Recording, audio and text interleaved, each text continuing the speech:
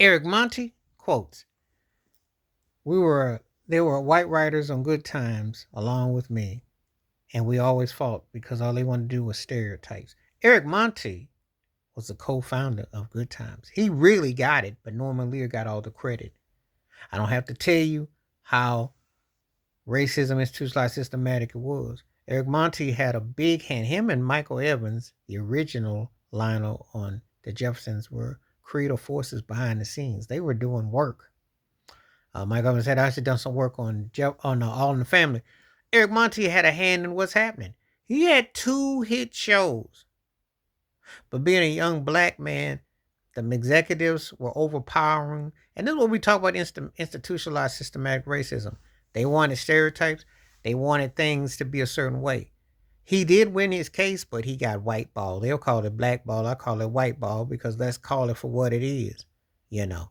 But anyway, Eric Monte was resilient. And you have to really study this. You want to know the quote. Well, the quote was, I had to offset being a black writer with the white writers who wanted to stereotype and put it. And that was the criteria of a lot of those classic 70s shows that had African American cast but wanted to have white writers. They wanted to have them talk in a certain way to appeal. You see, don't go by what you see on the outside unless it is also on the inside.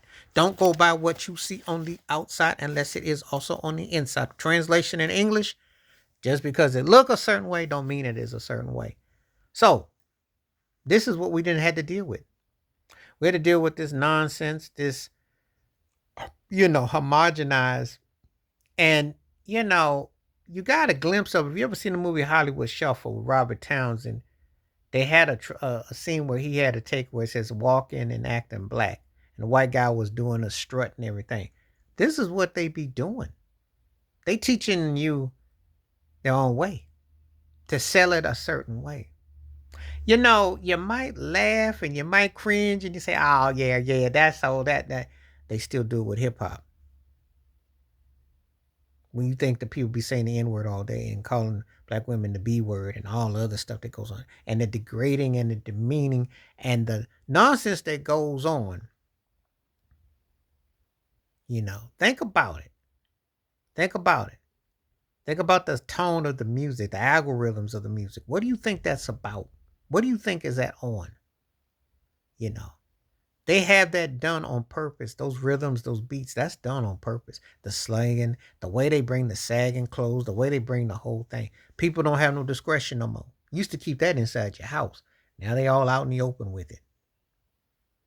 You know. And they pushing agendas. Becomes like a bad cartoon. And that's what he fought up against. And this was 50 years ago. That's what he was dealing with, not a long time ago. I know some people like to act like this stuff was like 100 years ago, 90 years ago, or 50 years ago. It's a 50 piece for you, not that long ago.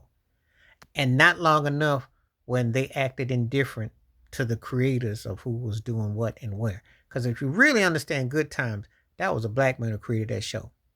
Two brothers. The Michael Evans character that was played by Ralph Carter was actually based off the character that was the real life Lionel Jefferson, light skinned brother with the fro, who's also a writer on All in the Family. A lot of people don't know that.